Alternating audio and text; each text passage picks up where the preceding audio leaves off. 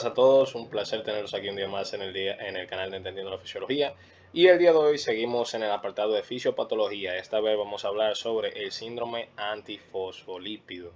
Me parece que en la clase pasada no coloqué, creo que le coloqué otro tema, me parece. Pero quise continuar con este para seguir el orden de las alteraciones a la hemostasia. Entonces, pues vi apropiado, ¿verdad?, realizar este video. Así que nada, la bibliografía esta vez es distinta, es Robbins y Cotran, Patología Estructural y Funcional, en su 10ª edición. Así que sin más dilación vamos a empezar hablando sobre qué es exactamente el síndrome antifosfolípido. Ya les dije, les di un pequeño adelantamiento que es una alteración a la hemostasia. Pero ¿cómo está exactamente? Pues bueno, o más bien una alteración a la hemólisis, yo lo catalogaría. ¿Por qué? Porque va a fomentar la hemostasia, sería una alteración de hemostasia, pero también impide la hemólisis. Afecta a ambas partes realmente. Entonces, ¿en qué consta esta patología? Pues bien, es un trastorno autoinmune, ahí eso es lo primero, en el que se van a producir anticuerpos, así como su nombre lo indica, el nombre de la patología, dirigidos contra los fosfolípidos y proteínas asociadas a ellos mismos, como la beta 2 glicoproteína 1. Realmente es más hacia esas glicoproteínas asociadas o proteínas en sí asociadas a los fosfolípidos. Más bien es hacia ellos. Más adelante van los tipos de anticuerpos. Pero un ejemplo clásico sería el beta 2 glicoproteína 1, que se dirigen anticuerpos hacia esta proteína. Y estos anticuerpos lo que van a alterar es la coagulación normal de la sangre y van a generar un estado de hipercoagulabilidad que puede provocar diversas complicaciones, pero dentro de las peores está la trombosis venosa o arterial. Y algo muy curioso que en los videos pasados no mencioné, pero muchas patologías que afectan al sistema hematopoyético, pues bien, mucho pueden provocar trombosis, pero suele ser principalmente venosa, pero esta especialmente puede provocar la arterial, o sea, con mucha frecuencia. Entonces es algo muy característico de esta patología. A su vez, también puede provocar múltiples complicaciones obstétricas como aborto espontáneo y demás. Entonces, es importante saber que el síndrome antifosfolípido, lo pueden encontrar con estas siglas que están en inglés o como SAF, puede ser de características primarias o secundarias. ¿Y a qué nos referimos con eso? Cuando hablamos de que es primario, es que está solo. Solamente la persona tiene el síndrome antifosfolípido, sin otra patología acompañante. Cuando es secundario, estamos hablando que el síndrome antifosfolípido está siendo acompañado de otra patología, en la gran mayoría de los casos de carácter autoinmune, como cuáles: lupus eritematoso sistémico en el primer lugar, artritis reumatoide, podríamos ver síndrome de Sjögren y demás. Múltiples alteraciones autoinmunes podrían generar también estas patologías, y también por infecciones virales muchas veces. ¿Por qué? Por mecanismos de lo que es el mimetismo molecular, que más adelante veremos que, bueno, no, más adelante no, lo explico ahora. Vemos que eso ocurre debido a que ese mecanismo que se llama mimetismo molecular es que múltiples patógenos tienen estructuras que se asemejan mucho a las propias de nosotros. ¿Y que eso hace? Que se generan esos anticuerpos que bien eliminan el patógeno, pero a su vez reconocen estructuras propias de nosotros y las atacan. Y eso fomenta que se pueda entonces generar esas respuestas autoinmunes indeseadas. Importante saber que dentro del 50 al 53% de los casos de síndrome antifosfolípido, ese porcentaje son primarios. Aquí se explicaba básicamente: primario sin otra enfermedad acompañante, secundario asociado a enfermedades, siendo las principales el lupus eritematoso sistémico. Y dentro de los secundarios, pues bueno, corresponde aproximadamente 36 a 40% dentro de lo que corresponde al lupus, y el resto es una variante entre síndrome de Sjögren, artritis reumatoide, entre otras patologías autoinmunes. Ahí se repetía la diapositiva, mil disculpas. Y bueno, mencionando, importante saber que los pacientes con síndrome antifosfolípido secundario suelen tener un perfil inmunológico triple positivo. ¿Y a qué nos referimos cuando un paciente tiene un perfil inmunológico triple positivo? A que posee estos tres anticuerpos: anticardiolipina, anti-beta 2 glicoproteína 1 y anticoagulante lúpico. Esos tres marcadores son un muy mal pronóstico para esa patología. Entonces vamos a ver algunos signos y síntomas comunes que podrían presentar pacientes con dicha patología. Esta gran lista nos puede mencionar cada uno de ellos, como la trombosis venosa profunda, embolia pulmonar, trombosis arterial, trombosis microvascular, ACV isquémico, AIT, convulsiones, migrañas refractarias, déficit cognitivo, abortos espontáneos, muerte fetal intrauterina, no falta, muerte fetal intrauterina, preeclampsia severa, livedos reticulares o livedos racemosa.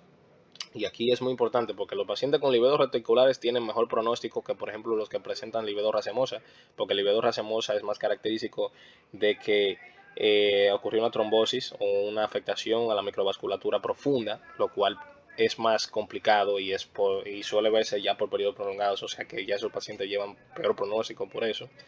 Trombocitopenia y valvulopatía cardíaca se puede desarrollar de una manera secundaria a eso, y anemia hemolítica autoinmune, que mencionamos en videos pasados, que por ejemplo enfermedades autoinmunes pueden generar eso. Ahora vamos a hablar de la epidemiología del síndrome antifosfolípido. Es importante saber que de 40 a 50 personas por cada 100.000 habitantes están afectados por esta patología. La incidencia es de 5 casos nuevos por cada 100.000 habitantes cada año.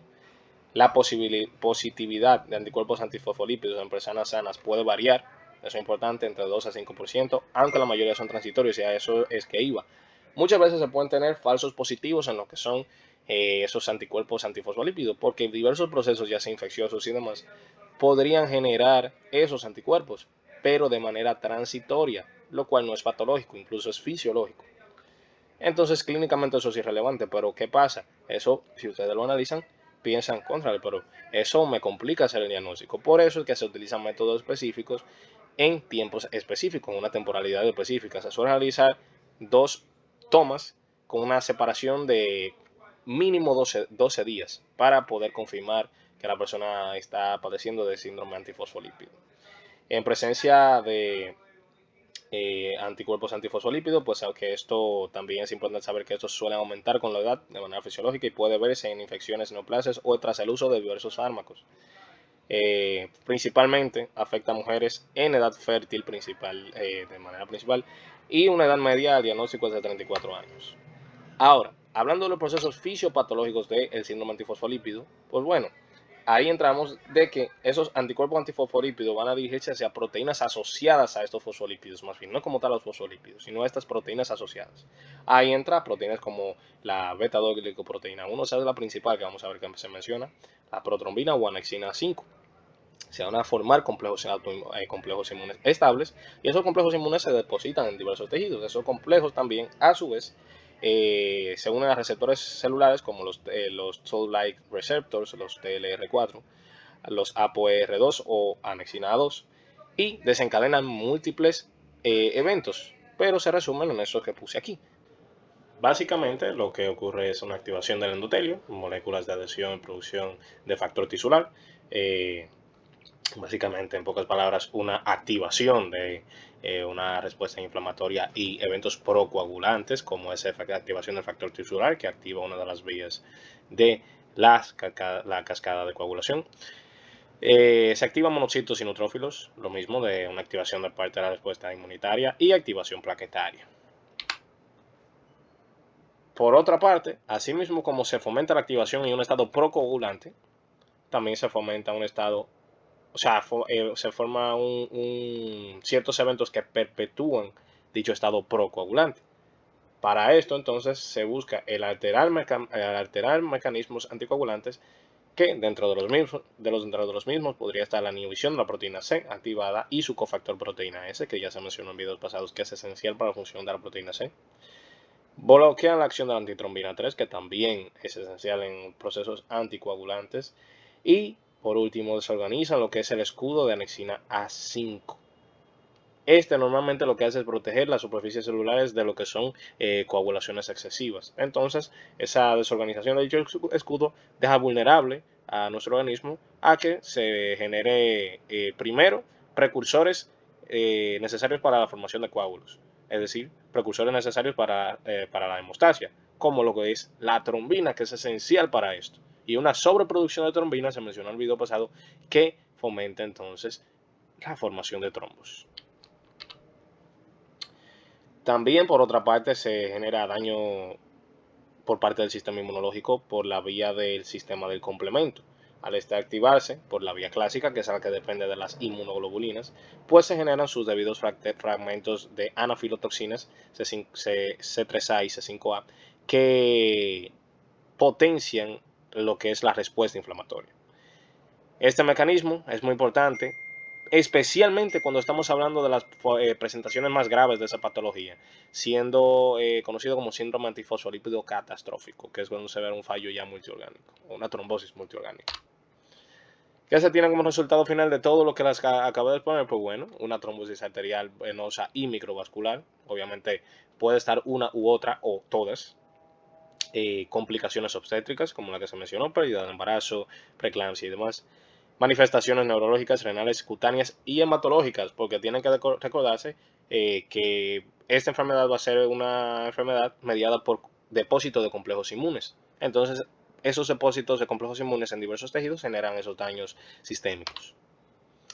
Importante también saber, que les mencionaba al inicio del video este dato, pero hago aquí el hincapié, de que podemos tener falsos positivos porque diversos procesos, ya sea infecciosos o por toma de algunos medicamentos y demás, o por edad avanzada, que es fisiológico, o por enfermedades crónicas, pueden llegar a dar falsos positivos de poseer el síndrome antifosfolípido. Que, por ejemplo, el uso de anticoagulantes, que esto va a prolongar uno de los métodos diagnósticos, que es el TTPA, infecciones agudas, edad avanzada de enfermedad crónica, como yo dije, reactividad cruzada en el ISA. Todo esto son factores que podrían perpetuar o no perpetuar, fomentar que salga a la luz un falso positivo. Por eso se hacen las tomas de una forma específica para no tener esas equivocaciones. ¿Cómo se hacen esos métodos diagnósticos? O más bien, ¿cuáles son? Bueno, se utiliza medios por los cuales se puede identificar presencia de anticoagulante lúpico y otros anticuerpos que mencioné anteriormente, el anticuerpo antiglicoproteína 1, beta 2 antiglicoproteína 1, perdón. También, esto sí es clásico, tiempo de tromboplastina parcial activado. También el tiempo diluido del veneno de víbora de Russell y el tiempo de coagulación en caolín. ¿Cómo consideramos positivo un caso de anticuerpos antifosfolípidos? Cuando hay una prolongación del tiempo de coagulación que no se corrige con plasma normal, pero sí mejora con exceso de fosfolípidos. ¿A qué nos referimos con esto? Pues bueno, se administra o se toma como prueba porcentajes de plasma sano y del paciente. ¿Qué se hace? Se va administrando diversas dosis o porcentajes, se tienen diversos porcentajes, lo que son el plasma normal y el del paciente. Si en un porcentaje de 50-50, 50% de plasma normal, 50% de plasma del paciente, no se ve resuelto el problema y se necesita mayor concentración del plasma normal para solucionarlo, todo esto in vitro, pues entonces lo que ocurrirá será que entonces tendríamos presencia o un indicativo positivo a síndrome antifosfolípido. Obviamente, también la presencia ya por análisis de componentes que se encuentran en el plasma, de anticuerpos de anticardiolipina, isótopos mediados por ELISA, y esto es muy importante, deben estar en títulos medios o altos, como indica aquí. Anticuerpos anti-beta 2 glicoproteína 1, también por medio de ELISA, positivos si están por encima del percentil 99. Y aquí les mencionaba de que no basta una sola prueba para diagnosticar el síndrome de antifosfolípido. Por lo mismo que les mencioné, dos falsos positivos. Se realizan 2 tomas con una separación entre tomas de por lo menos 12 semanas. Creo que en un inicio mencioné 12 días. Son 12 semanas. Digo, no, perdón. El error lo tiene esta diapositiva, son 12 días. Mil disculpas. Esta diapositiva está mal. Son 12 días, no 12 semanas. Ahora vamos con los métodos del tratamiento del síndrome antifosfolípido. Si se tiene una fase aguda de este síndrome, pues ahí estamos en presencia de una persona que tuvo un evento trombótico a raíz de ese síndrome. ¿Cómo se trata? Con heparina no fraccionada o heparina de bajo peso molecular. Se puede hacer una transición a lo que es warfarina, que es antagonista a la vitamina K, con INR en un objetivo entre 2 y 3. Y cuando ocurre eso son trombosis venosa, pero si es en una trombosis arterial o hay recurrencias, pues entonces se mantiene un objetivo terapéutico INR 2.5, 3.5 o añadir aspirina. En este caso no se recomienda anticoagulantes orales directos como rivaroxaban o apixaban en el síndrome antifosfolípido con alto riesgo por mayor tasa de recurrencias de generación de trombos.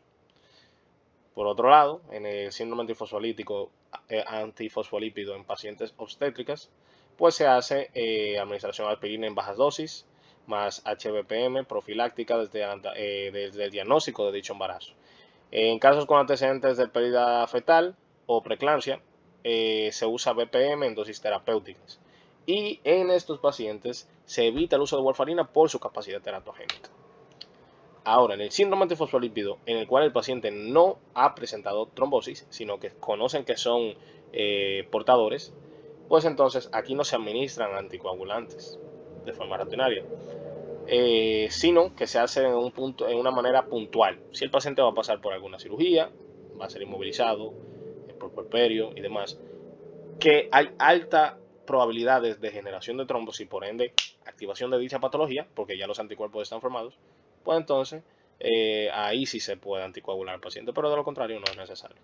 Y ya en el peor caso de todos, que es el síndrome antifosfolípido catastrófico, se anticoagula inmediatamente al paciente, se administra corticoides en altas dosis y plasmaferesis o inmunoglobulina intravenosa tiene que ser administrada. En casos refractarios, pues se utiliza rituximab o eculizumab. Pues nada, eso fue todo por la clase de hoy. En la próxima nos vemos con coagulación intravascular diseminada. Así que nada, espero que hayan aprendido mucho y nos vemos en la próxima entrega.